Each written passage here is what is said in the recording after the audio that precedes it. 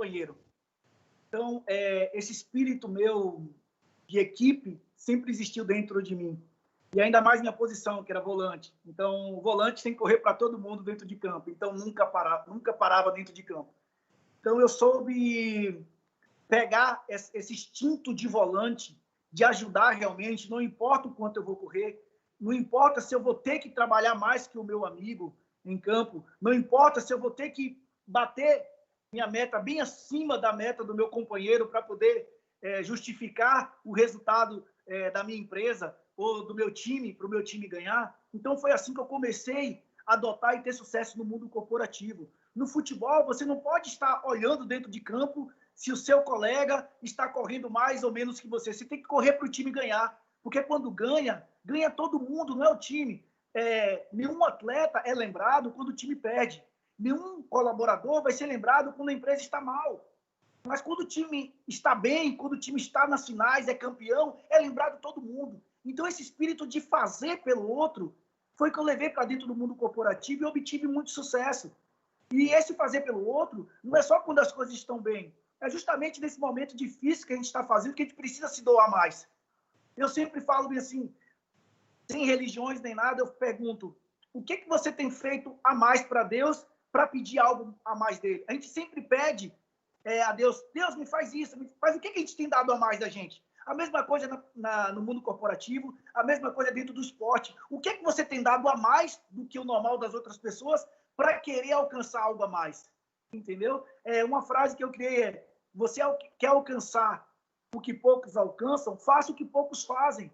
Então, se você está fazendo o que todo mundo faz, está trabalhando ao mesmo tempo, está entregando a mesma coisa, como que você quer algo a mais? Então, foi assim que eu consegui obter meu sucesso. Por quê? Porque eu sempre entreguei a mais, eu nunca estava preocupado se meu amigo em campo estava correndo, eu nunca estava preocupado se meu amigo na empresa estava fazendo a parte dele, eu queria fazer a minha parte. E assim, quando o time é campeão, quando a empresa é campeã, cara, é inevitável você aparecer e ser realmente o protagonismo. E quando eu estou falando para empresas, as pessoas acham que o protagonismo é ser você o camisa 10, ser o artilheiro. Não. O protagonista é que faz o time correr, que faz o time ganhar. O protagonismo não é aquele que ganha jogo fácil, é aquele que ganha jogo difícil e quando está todo mundo mal, você vem lá e tira aquela força de onde não tem e motiva toda a sua equipe para poder ganhar. Isso sim é protagonismo. Então, onde eu passei, eu deixei saudades, deixei as portas abertas, não era porque eu fui o melhor vendedor, não era porque eu fui o melhor jogador, mas porque eu sempre fiz o meu melhor para todo mundo e meu time sempre foi vencedor por isso. Muito bom, Erisson. Mar Calmo nunca fez bom marinheiro, né, meu amigo? Mar Calmo nunca fez bom marinheiro. Muito bom. Erisson, durante um período você deixou de jogar futebol, né? Que foi aquilo que a gente já falou no começo, que você é o primeiro cara que eu conheço que deixou de jogar futebol, teve outra atividade laboral e voltou a jogar futebol. Eu vou pesquisar isso depois, eu acho que da Guinness. Foi morar nos Estados Unidos, onde trabalhou como lavador de pratos. Voltou para o Brasil, virou vendedor na Ambev, onde inclusive ganhou um prêmio de excelência em vendas nacionais e depois voltou a jogar futebol internacionalmente.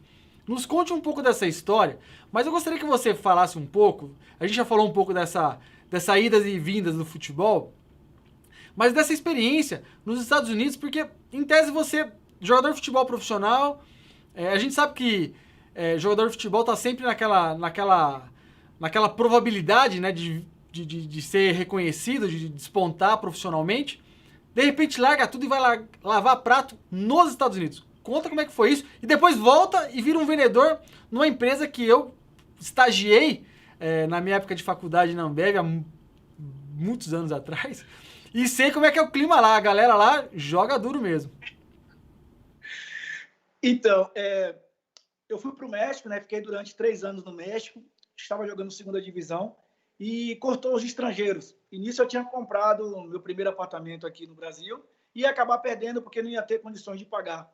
E como eu sempre fui de bom relacionamento, vocês que trabalham com pessoas aí, é fundamental essa parte do relacionamento, eu acabei fazendo amizades lá no México e um dos familiares me convidou para ir para os Estados Unidos, mas eu não tinha o visto.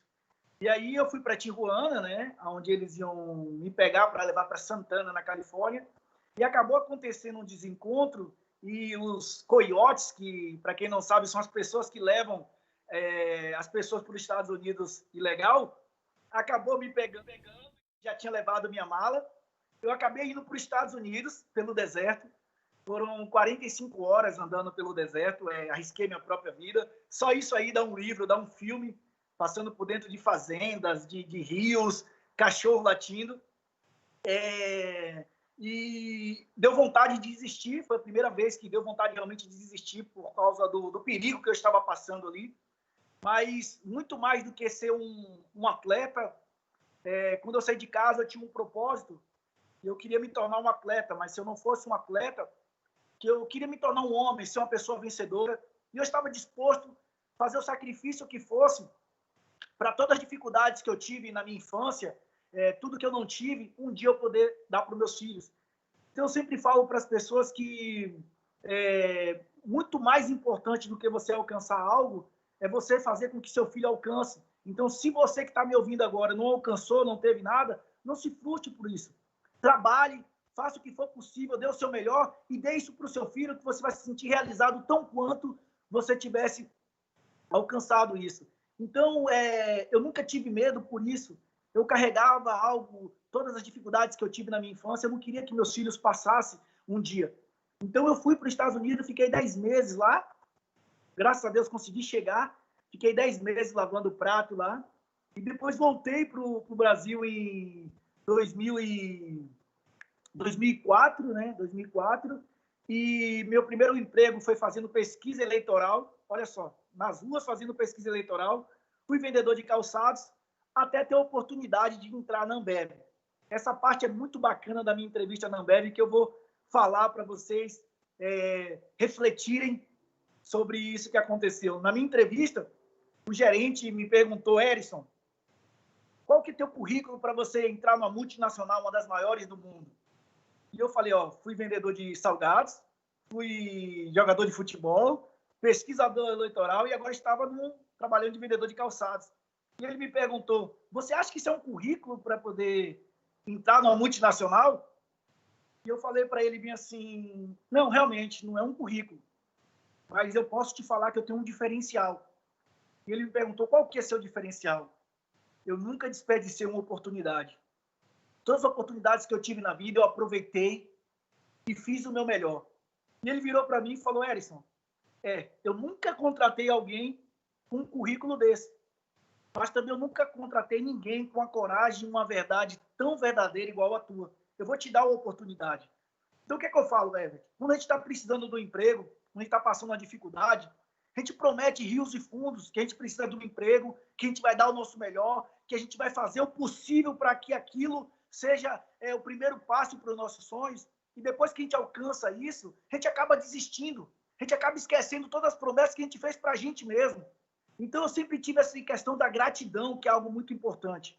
Então, quando ele me deu essa oportunidade, que não era nem para ser a minha mais uma vez, mas porque eu fui muito verdadeiro nas minhas palavras, ele me deu a oportunidade. Então, cada minuto, cada segundo que eu estive naquela empresa, eu tinha a obrigação de dar o meu melhor, porque eu tive aquela oportunidade que muitos não tiveram e que muitos gostariam de ter. Então, é algo que, para você ser mais resiliente, para você conseguir se reinventar-se, a palavra gratidão, ela fala muito sobre isso. Você agradecer a oportunidade, você agradecer tudo pelo que você tem. E eu estava numa grande empresa, uma multinacional, e mesmo sem ter experiência, mais uma vez eu dei o meu melhor. E no primeiro ano de Ambev aqui em Londrina, estávamos concorrendo entre os melhores CDs, e o ponto final disso tudo, a decisão, era justamente a avaliação dos diretores na rota, e eu fui o vendedor avaliado. E, então, eu entreguei não só o resultado, mas eu representava, eu vestia realmente a camisa da empresa com meus clientes, com todas as pessoas, nas minhas atitudes, na minha entrega. A entrega que eu estava dentro de campo, eu entregava também na empresa. Então, aquilo foi contagiando, aquilo ia quebrando todas as barreiras entre mim, a empresa e o cliente. Porque muitas vezes o que estava chateado, o problema é que toda empresa tem problema. Mas quando você faz um atendimento diferenciado,